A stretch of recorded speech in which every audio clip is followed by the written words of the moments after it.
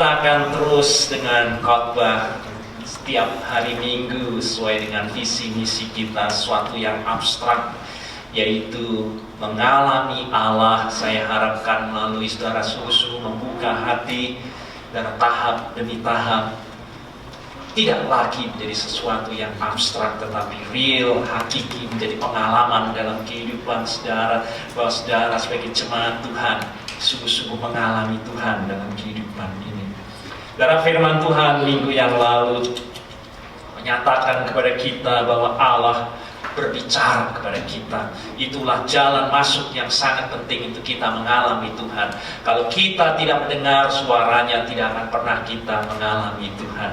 Ini awal masuk pintu yang sangat penting dari experiencing God dalam kehidupan ini. Membuka hati, pikiran, jiwa, hidup kita ini agar Tuhan berbicara secara pribadi dalam kehidupan kita, real dan makin nyata dalam kehidupan ini. Allah berbicara melalui Roh Kudus.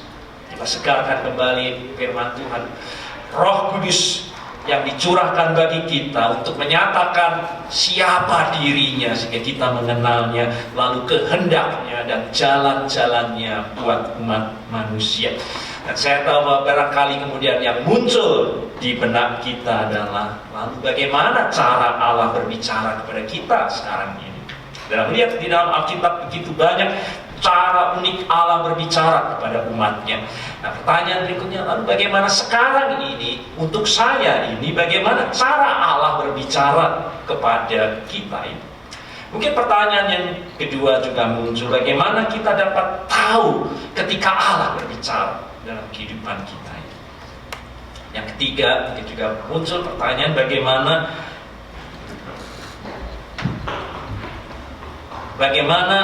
Allah kita dapat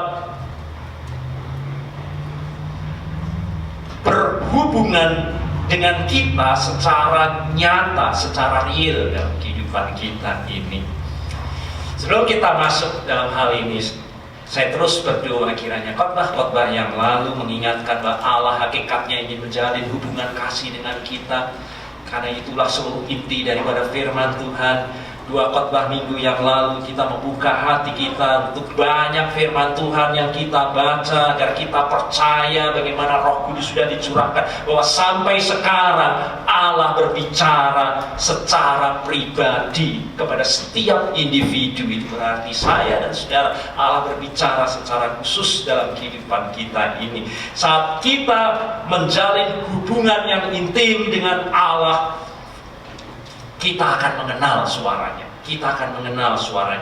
Kita akan tahu apabila Allah berbicara kepada kita dalam kehidupan kita ini. Dan itu yang akan kita dalami bersama-sama. Firman yang kita baca, Yesus membandingkan hubungannya dengan pengikutnya dalam ilustrasi seperti gembala dengan domba-dombanya. Domba mengenal gembalanya.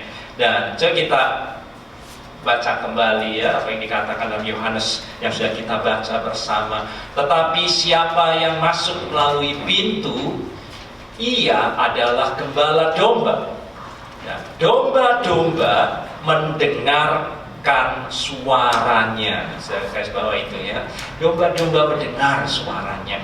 Lalu kita selalu kata, siapakah Yesus itu? Kemarin kita lihat ini sangat penting. Siapa Yesus itu? Dalam Injil Yohanes kita lihat kata, akulah pintu, akulah gembala yang baik.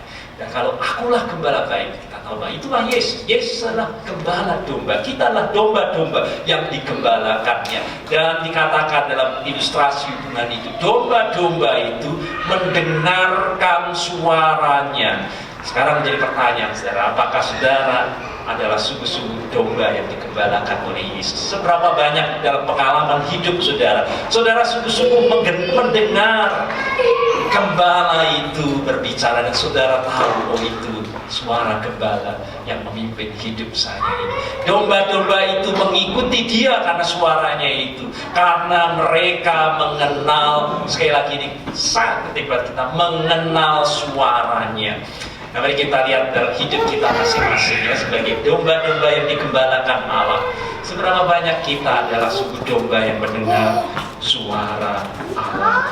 Dengan cara demikianlah ketika Allah berbicara kepada kita, kita akan mengenal suaranya. Dan kalau kita mengenal suaranya, kita akan mengikutinya. Itu sebabnya kita disebut sebagai follower. Kita orang Kristen yang mengikut Kristus karena kita mendengar suaranya dan kita mengikutinya.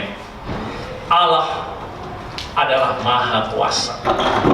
Kalau disebut kuasa ditambah dengan maha, itu berarti suatu yang luar biasa. Tidak ada yang mustahil buat Allah.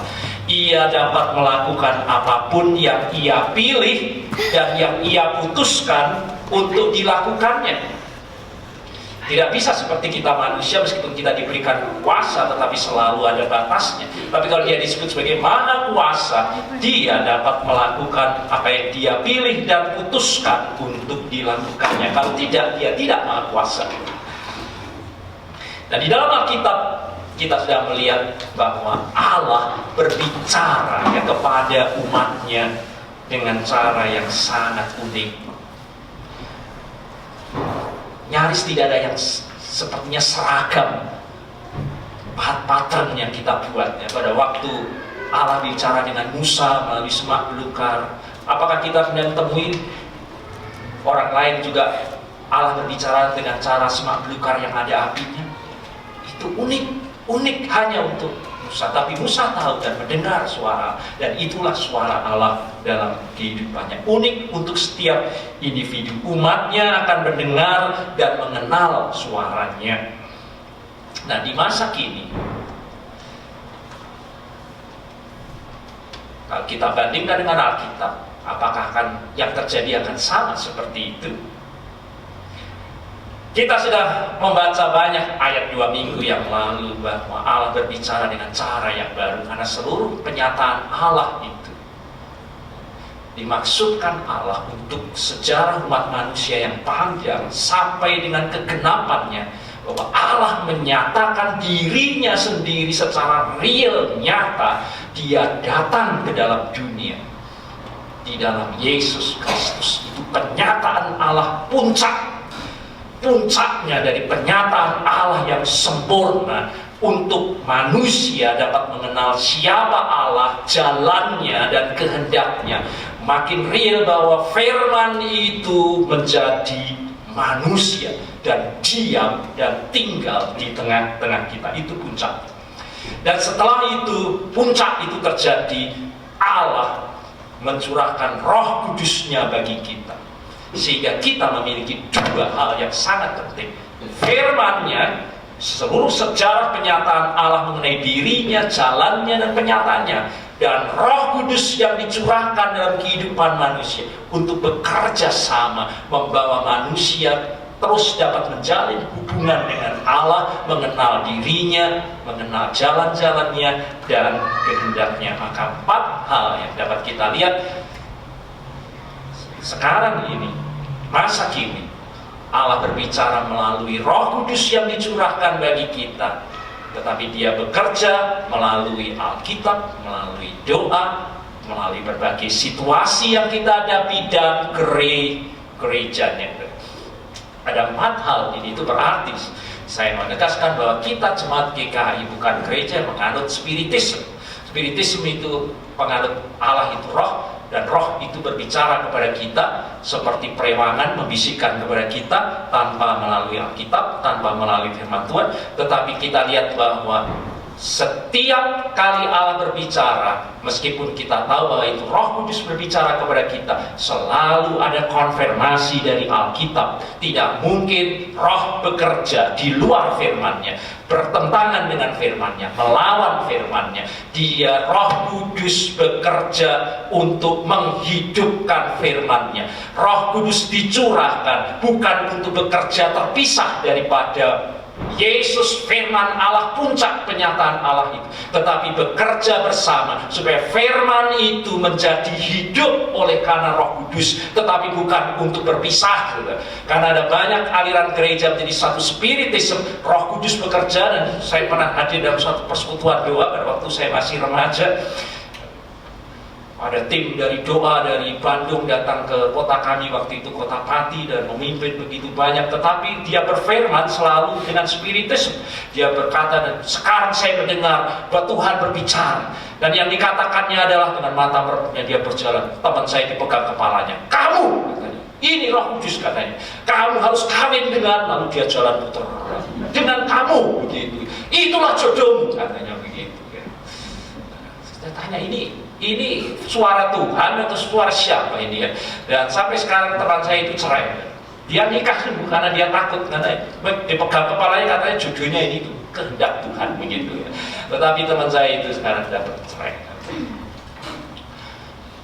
Itu spiritisme. Orang Roh Kudus bekerja di luar firman dan bekerja di luar. Tetapi Roh Kudus dicurahkan bukan untuk bekerja di luar firman, tetapi meneguhkan, menyingkapkan, menghidupkan, dan membawa kita hidup. Itu sebabnya Alkitab doa, situasi kita gereja, akan kita kupas satu persatu. Bagaimana Allah berbicara, tetapi 4 hal ini bukan komponen yang dapat kita pisah-pisahkan satu dengan yang lainnya. Komponen ini adalah komponen yang bekerja sama. 4 hal ini, Alkitab, doa, situasi yang kita hadapi, dan gerejanya. Dan khususnya hari ini pada waktu firman Tuhan diberitakan, 4 komponen ini bekerja bersama-sama. Kita memakai Alkitab, kita berdoa mohon Roh Kudus, kita semua melihat situasi hidup kita, dan gerejanya bersama-sama dipakai oleh Tuhan untuk menjadi konfirmasi dari firman Tuhan itu. Jadi ini bukan sesuatu yang terpisah-pisah. 4 komponen dalam kehidupan ini bekerja bersama-sama, saling untuk melengkapi dalam kehidupan kita ini. Seringkali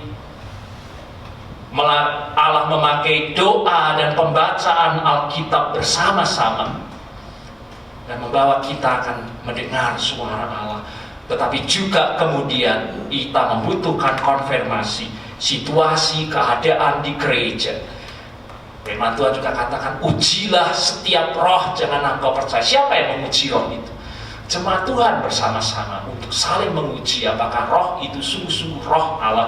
Karena roh Allah bekerja selalu menghidupkan firman dan tidak terpisah dari Allah dan tidak bertentangan dengan firman Allah itu sendiri. Itulah yang akan meyakinkan, memberi konfirmasi, meneguhkan dalam kehidupan kita. Itu suara Tuhan dalam kehidupan kita. Kadang melalui gerejanya, situasi. Hari ini sudah mendengar yang lain tidak tersentuh, tetapi ada yang tersentuh karena tepat dengan situasi, kondisi kehidupannya. Firman Tuhan berbicara real dan nyata dalam kehidupannya. Dan saudara, 4 komponen ini bekerja bersama-sama dalam kehidupan kita.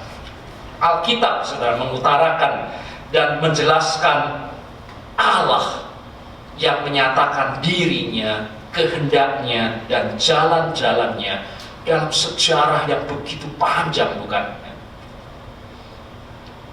Allah menyatakan dirinya kepada Abraham, Allah menyatakan dirinya kepada Ishak, Allah menyatakan dirinya kepada Yakub, Allah menyatakan dirinya kepada Yusuf, Allah menyatakan dirinya kepada Musa, Allah menyatakan dirinya kepada bapa-bapa Israel, umat Israel, nabi-nabi. Allah menyatakan dirinya kepada para hakim, Allah menyatakan dirinya kepada para raja, dan seterusnya. Lihat puncaknya di dalam Kristus Yesus. Firman itu menjadi manusia untuk menggenapi semuanya sebelumnya dan sesudahnya, berpuncak dalam pernyataan Allah dalam Kristus Yesus untuk kita mengenal siapa Allah, jalannya, dan kehendaknya. Tetapi kita tahu bahwa firman itu, penyataan Allah yang datang kepada Abraham, yang datang kepada Musa, tidak dimaksudkan hanya untuk milik daripada Musa dan orang-orang pada zamannya. Tetapi Allah yang tidak pernah berubah itu menyatakan dirinya di satu masa sejarah tertentu. Tetapi penyataan dirinya dalam sejarah umat manusia itu dimaksudkan supaya umat manusia dalam sepanjang segala zaman dan tempat juga akan mengenal Dia yang telah menyatakan dirinya kepada mereka. Meskipun kepada Musa pada zaman penyataan dahulu, tetapi dapat menjadi penyataan Allah sekarang ini, karena yang dinyatakan siapa Allah dirinya, jalannya dan kehendaknya pada zaman Musa itu adalah Allah yang tidak pernah berubah. Siapa dirinya itu, kehendaknya dan jalannya untuk umat manusia. Itu sebabnya penyataan Allah bukan hanya kisah sejarah. Dalam membaca Alkitab bukan catatan sejarah, oh itu zaman dahulu Musa Allah menyatakan. Alkitab ditulis oleh karena Allah memiliki maksud, bahwa penyataan Allah sebagian sejarah sampai dengan Yesus datang sebagai manusia diperuntukkan buat umat manusia sepanjang segala zaman dan tempat. Karena itu akan memperkenalkan siapa Allah, jalannya dan kehendak-kehendak. Itu sebabnya Allah menghembuskan rohnya dan memimpin setiap orang untuk mencatat dan menulis penyataan-penyataan Allah yang dahsyat itu. Yang kemudian kita memiliki Alkitab pada hari ini. Pernahkah saudara lihat begitu dahsyat dan ajaibnya Alkitab kita? Ada berapa buku dalam Alkitab? Ada berapa buku dalam Alkitab? 66 kitab. Ada berapa ayat di dalamnya? Nah, pernah saudara hitung? Ada berapa ayat di dalamnya? Saya tidak pernah menghitungnya juga satu persatu ya, tetapi banyak ahli teolog menghitungnya. 30.000 ayat, saudara, ditulis sedikitnya dalam 3 bahasa yang berbeda. Tetapi juga sedikitnya yang menulis adalah berpuluh-puluh orang, lebih daripada 40 orang yang kita kenal maupun yang tidak kita kenal. 40 orang yang berbeda, tetapi yang lebih dahsyat, ini satu buku, tetapi buku ini ditulis sepanjang 1500 tahun, sudah seiring dengan Allah menyatakan dirinya. Sudah bisa mengarang satu buku lalu dalam perjanjian, oh mari kita mulai hari ini sampai 1500 tahun nanti saya akan mengarang ini, nanti cucumu mengarang ini, dia belum lahir nanti dia mengarang ini, supaya nanti bisa jadi satu buku begitu ya. Dan penulis ini tidak mengenal satu dengan yang lainnya. Mereka hidup dalam kurun waktu yang berbeda. Mereka juga tidak pernah berkompromi untuk menulis buku, nanti kamu ngarang ini, nanti akan digenapi di buku itu, lalu ini begini, supaya kisahnya itu satu demikian. 1500 tahun orang tidak saling mengenal, tidak saling menyapa, tetapi mereka mengalami satu pribadi yang menyatakan siapa dirinya, jalannya dan kehendak-kehendaknya. Dan manusia dibimbing untuk menulis satu pribadi itu, Allah yang esa itu, yang mengasihi manusia, yang mau menjalin hubungan dengan kita ini, supaya ditulis di dalamnya. Dan itu sebabnya meskipun manusia itu baik rakyat jelata sampai dengan raja tidak saling mengenal, kurun waktu 1540 pengarang lebih, tetapi hasilnya berkesinambungan dan menjadi satu benang merah dan menjadi buku, karena menyaksikan siapa Allah dirinya, jalannya dan kehendaknya. Sehingga manusia segala zaman mengenal Allah, siapa Allah yang tidak berubah, yang menyatakan dirinya sejak pada zaman Abraham dan Musa. Hari ini kita terus dapat mengenal Allah. Itu sebabnya firman Tuhan berkata, segala tulisan yang diilhamkan Allah. Dan inilah yang mendorong, karena Alkitab itu memang catatan-catatan mengenai penyataan Allah dalam sejarah real manusia pada zaman-zaman yang real pada waktu. Tetapi ini bukan catatan sejarah, karena ini bukan ditulis manusia, historian mengarang seperti buku sejarah, tetapi ini diilhamkan oleh Allah, karena Allah memiliki maksud. Penyataan Allah itu adalah untuk sepanjang masa, termasuk untuk kita sekarang ini. Maka terjadilah tulisan itu, dan firman Tuhan mengatakan segala tulisan yang diilhamkan Allah itu memang bermanfaat untuk mengajar, untuk menyatakan kesalahan, untuk memperbaiki kelakuan, dan untuk mendidik orang dalam kebenaran. Dengan demikian tiap-tiap manusia kepunyaan Allah diperlengkapi untuk setiap perbuatan yang baik. Kata diilhamkan berasal dari kata Yunani theopneustos, dihembuskan. Mungkin kalau kata itu kita pakai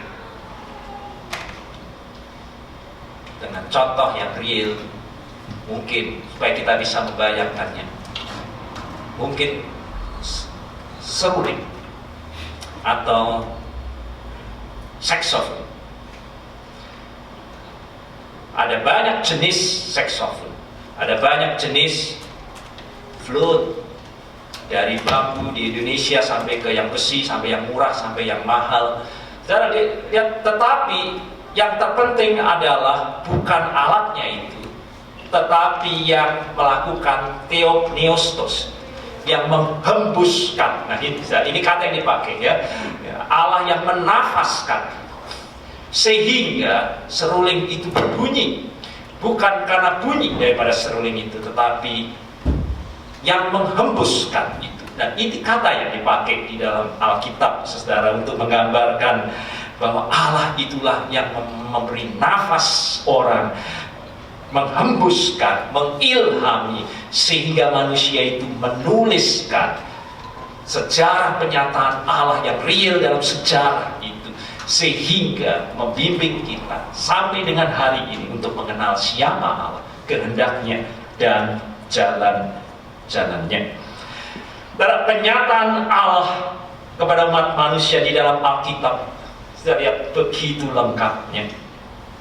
Alkitab merekam dan mencatat bagaimana Allah menyatakan dirinya berurusan dengan umat manusia yang pada intinya mau memberikan jalan keselamatan dalam kehidupan ini dan membebaskan manusia dari ikatan kutuk kuasa maut dan hidup dalam damai sejahtera dalam jalan Allah yang membawa kepada shalom dan damai sejahtera dalam kehidupan kita ini. Maka sekarang ini Allah berbicara kepada kita. Pertama, Dia tahu melalui Alkitab. Saya tidak tahu berapa banyak sudah memberi tempat dalam hidup ini dengan Alkitab. Pernahkah sudah serius dan sungguh-sungguh kita tahu bahwa melalui Alkitab ini, meskipun tidak kita sakralkan seperti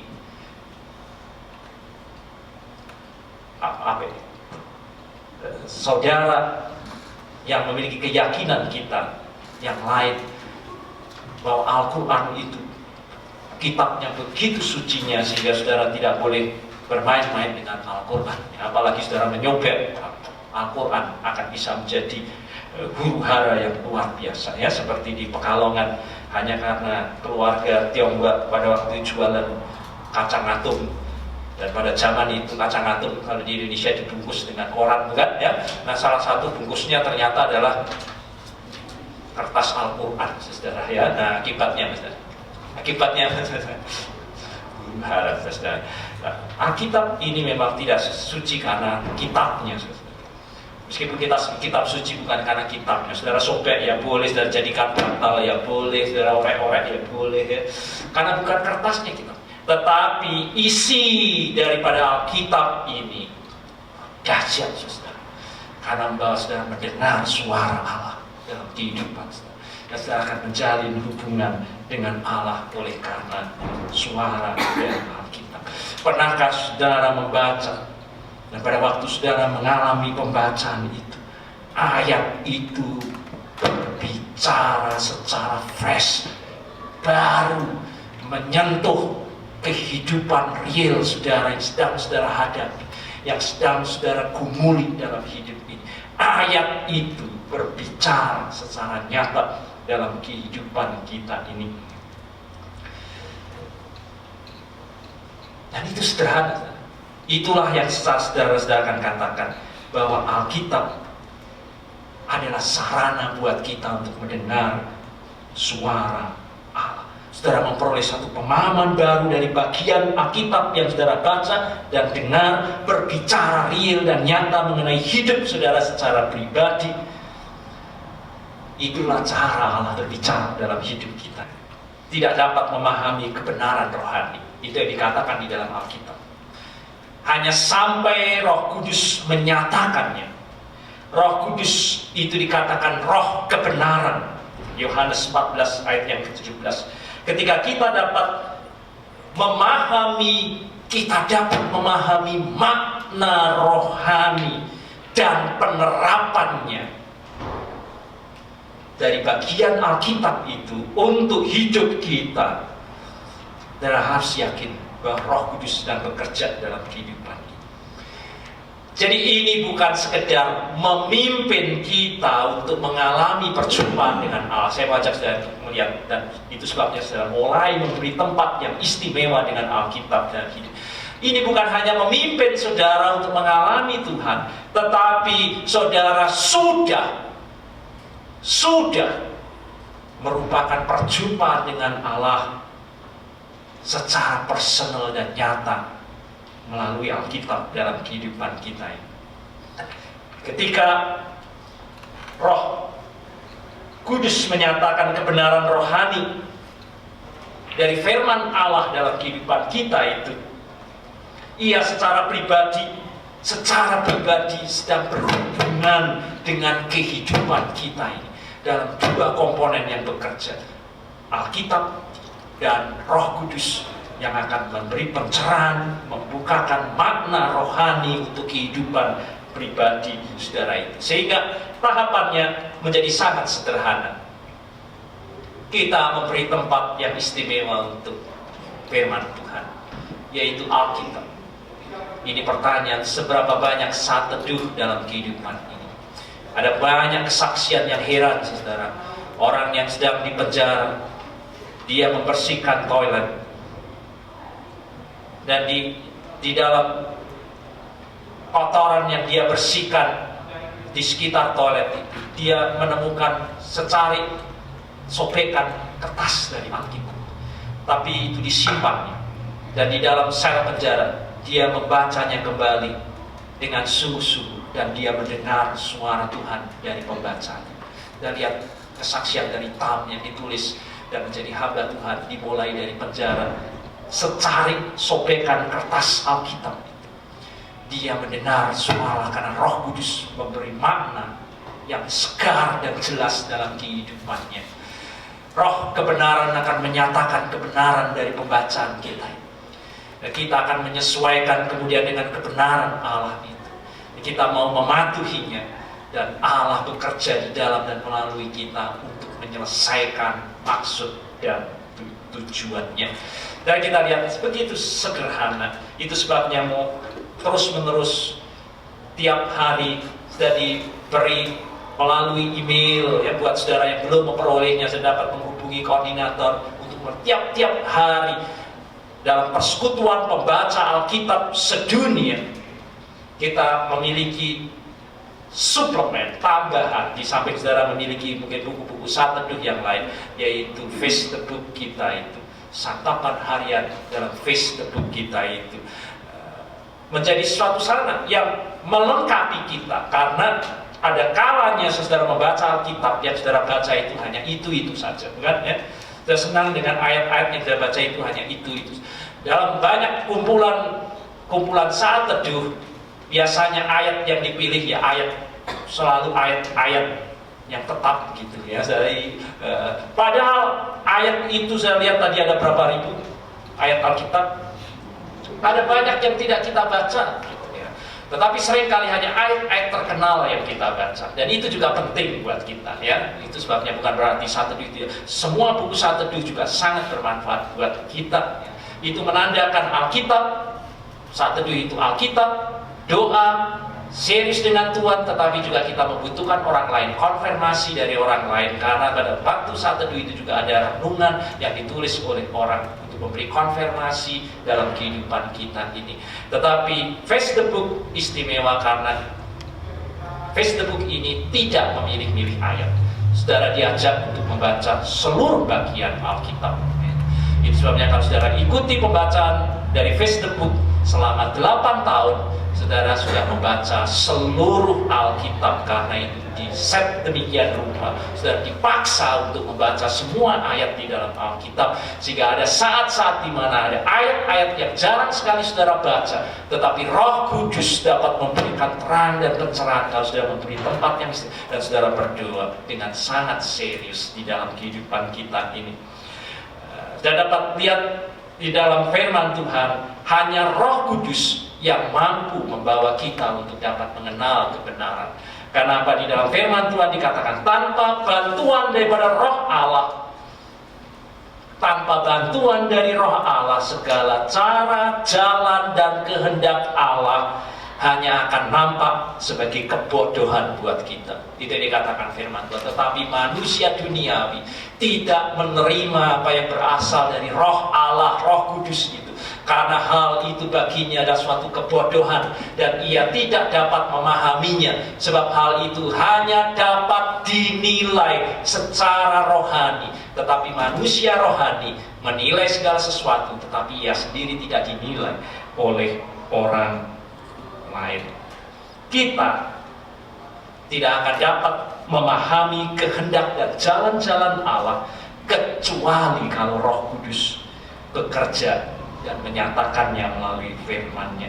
Di sini Allah berbicara kepada kita melalui Alkitab saja tidak mungkin. Maka kalau hari ini setiap kebaktian, mengapa setelah persembahan sekaligus juga majelis berdoa, dan doa itu disebut doa epiklesis. Kan sebelum kita baca firman Tuhan, kita melakukan doa epiklesis. Jangan remehkan doa itu, saudara. Saudara harus berdoa dengan serius supaya saudara juga masuk dalam khotbah dan tahu ini bukan dengan kekuatan manusia. Saudara mendengar khotbah hanya sebagai kebodohan dalam hidup saudara kalau saudara tidak serius dengan epiklesis. Karena yang bisa membuat saudara dengan otak pikiran kita manusia kita anggap kebodohan, tetapi kalau Roh Kudus bekerja dalam kehidupan kita ini, apa yang kita anggap sebagai kebodohan dalam kehidupan ini menjadi suara Allah yang bekerja dalam hidup kita. Maka setiap pembacaan Alkitab selalu diiringi dengan doa. Sekali lagi saya lihat tadi, 4 komponen itu bekerja bersama-sama, bukan terpisah. Dia berdoa dalam epiklesis, yaitu hanya dengan pikiran dan usaha kita sendiri tidak akan pernah kita bisa masuk dalam kebenaran suara Allah dalam Alkitab. Kita membutuhkan Roh Kudus. Itulah doa epiklesis. Kenapa majelis mengajak kita berdoa? Sebelum membaca Alkitab, mari kita berdoa. Dan doa itu memohon Roh Kudus. Karena hanya Roh Kudus yang akan memampukan kita dan menolong kita merubah apa yang dianggap dunia ini kebodohan menjadi firman Tuhan yang hidup dalam kehidupan kita ini. Saudara, renungkan dalam kehidupan kita. Saudara mungkin tidak real mendengar suara Allah karena Allah tiba-tiba ada di hadapan saudara dan berbicara kepada saudara. Tetapi ada saat-saat dalam kehidupan ini saudara sungguh-sungguh mendengar suara, saudara tidak melihat Allah. Saat saya jauh dari istri saya, pengalaman waktu studi terpisah begitu rupa, tetapi saya mendengar suaranya. Dan suara itu dulu zaman tidak semudah seperti kita sekarang ini, hanya dengan email mualah, apalagi kemudian dengan kita bisa langsung ketemu. Dunia teknologi begitu luar biasa. Zaman saya sekolah dulu sampai ke Inggris, untuk bisa komunikasi, 1 telepon, 2 fax, 3 surat. Ya, dan kalau uang kita pas-pasan hanya bisa dengan surat. Dan nunggunya berapa lama? Nah, 2 minggu saudara, ya, dari Indonesia sampai ke Inggris itu 2 minggu saudara. Jadi kalau saya tulis surat untuk mendengar suaranya 2 minggu saya baru. Tiap hari saya pasti buka kotak surat. Loh, nggak ada, kecewa saudara, ya. Hari kedua datang, belum datang juga. Kadang-kadang sehari 3 kali menuju ke kotak surat. Wah, nggak ada. Oh, mungkin datang. Malam-malam masuk lagi, buka lagi. Kalau tiba-tiba ada saudara, saya dekat gitu, jalan sudah saya baca, saya tutup, cukup saudara. Sampai rumah buka lagi, malam juga buka lagi gitu. Dan saya mendengar suaranya meskipun jauh dari surat yang dikirimkan dan tertulis, dan saya tahu hatinya, saya tahu siapa dirinya, tidak melihat secara fisik tetapi mendengar suaranya, dan saya menjalin hubungan kasih dengannya meskipun tidak nampak, tetapi itu menjadi hubungan kasih yang indah melalui tulisan-tulisan itu. Sejauh mana saudara memiliki kerinduan membaca Alkitab? Saudara, ini suara Allah dalam hidup kita. Apapun kondisi hidup saudara, beri tempat kepada firman-Nya, berdoa, Roh Kudus. 4 komponen ini kita bahas, baru satu yaitu Alkitab. Untuk kemudian kita akan berturut-turut melihat bagaimana 4 komponen ini bekerja sama, dan saudara akan mengalami Tuhan, dan saudara mendengar suara Tuhan secara pribadi, secara real, berbicara untuk berbagai macam kondisi kehidupan saudara. Buka hati saudara, beri tempat yang istimewa kepada Alkitab. Kalau saudara hari ini belum memiliki waktu teduh, sesibuk apapun Tuhan anugerahkan 24 jam, ada waktu tidur, ada waktu bekerja. Pakai waktu itu, dan saya tahu Tuhan hanya sejauh doa, tetapi juga suara Tuhan juga hanya sejauh Alkitab kita ini. Pada waktu saudara memberi tempat, dan beri tempat yang istimewa, gereja sudah memberikan bantuan, Facebook setiap hari dikirimkan, dan juga bisa cari banyak buku-buku saat teduh dalam kehidupan ini. Semua akan dapat menolong saudara untuk mendengar, dan saudara mendengar jawaban suara Tuhan untuk kehidupan saudara.